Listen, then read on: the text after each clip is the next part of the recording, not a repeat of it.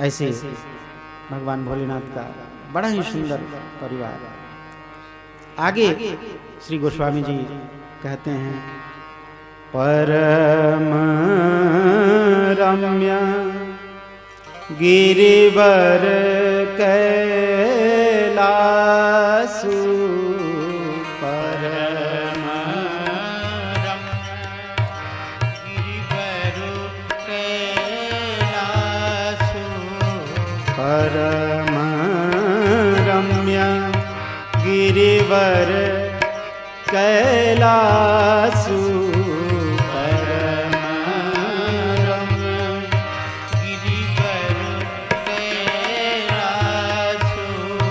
सदा जहाँ शिव उमा निवासु, सदा जहाँ शिव उमा निवासु, तेहि गिर पर बट बिटप विशाला, गिर पर बट बिटप विशाला, नित नूतन सुंदर सब काला, नित नूतन सुंदर सब काला, एक बार तेहि तर प्रभु गया, एक बार तेहि तर प्रभु गयऊ, तरु बिलोकी पुर अति सुख भयो, तरु बिलोकी पुर अति सुख भयऊ, तरु बिलोकी पुर अति सुख भयऊ, निज कर दासी नागरी पूछाला, कर दासी नागरी पूछाला, निज कर दासी नागरी पूछाला,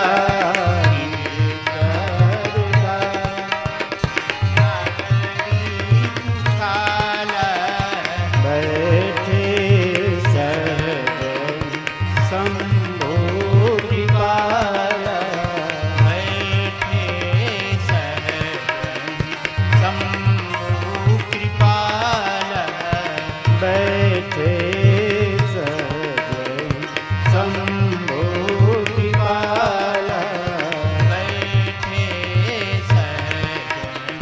शंभो कृपाला,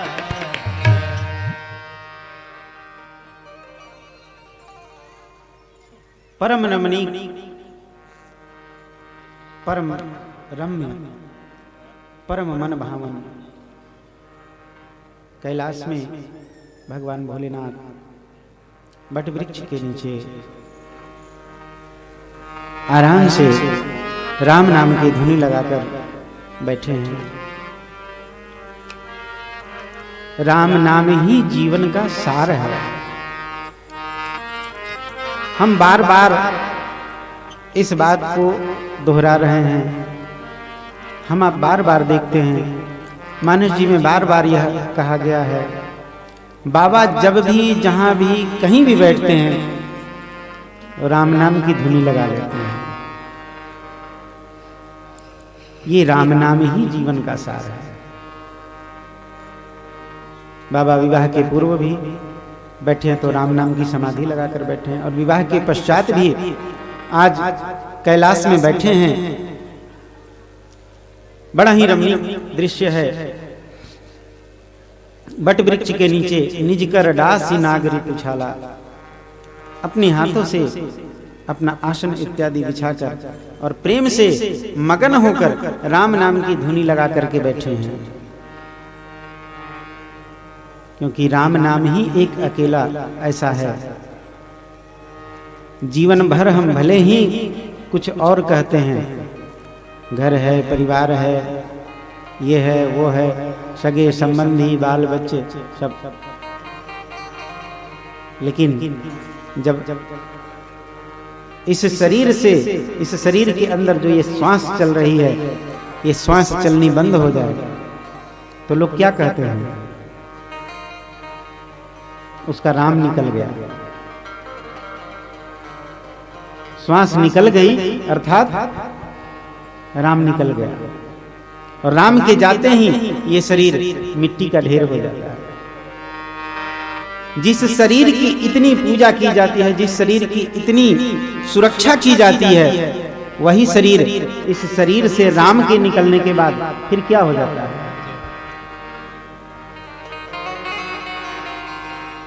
आहा।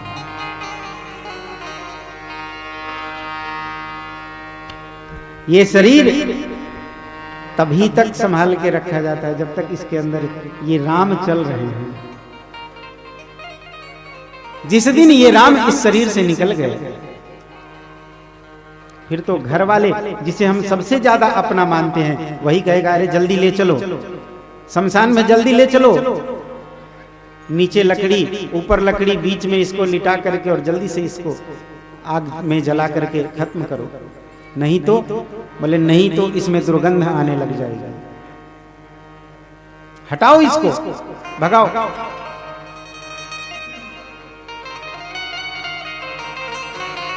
जैसे घर परिवार, सगे संबंधी, बाल बच्चों के लिए हमने जीते मरते जैसे तैसे करके ये महल खड़ा किया, धन संपत्ति इकट्ठी की, वो कुछ भी काम नहीं आएगा, सब यहीं रह जाए। ये सोने चांदी हीरे जवाहरात सब यहीं रखे रह जाएंगे।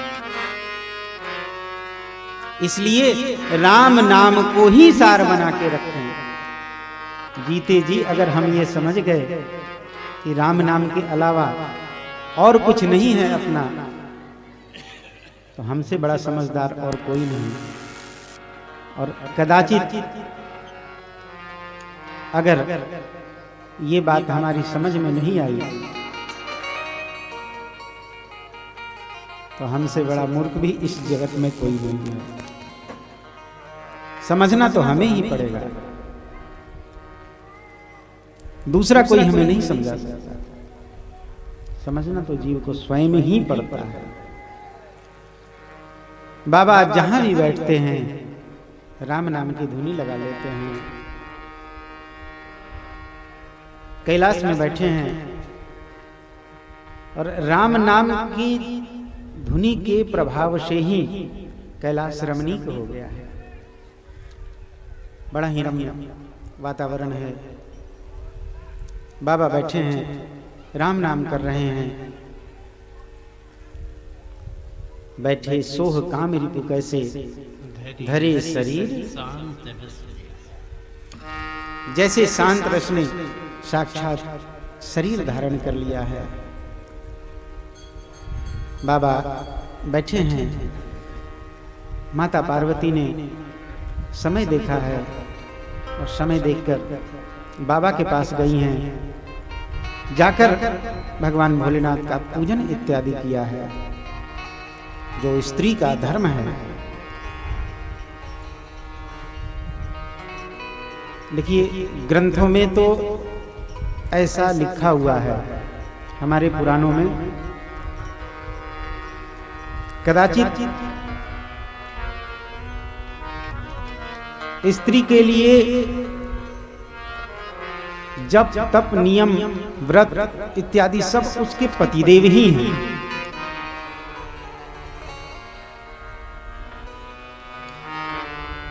पति की आज्ञा पाकर ही स्त्री को सारे जप तप नियम इत्यादि करने चाहिए। पति की मर्जी के खिलाफ, पति की आज्ञा के विरुद्ध जाकर कोई भी कार्य करे, जप तप नियम इत्यादि करे, वो निष्फल हो जाता है। खैर, इन सब बातों में हमें नहीं पड़ना है। माता पार्वती जाकर भगवान भोलेनाथ की पूजन करती हैं, चरण वंदन इत्यादि करके और भगवान भोलेनाथ के आगे हाथ जोड़ के जैसे ही खड़ी भई हैं, माता पार्वती को भगवान ने अपने वाम भाग में बिठाया है। जान प्रिया आदर अति कीन्हा, वाम भाग आसन हरि। बात यही समझ में आ गई।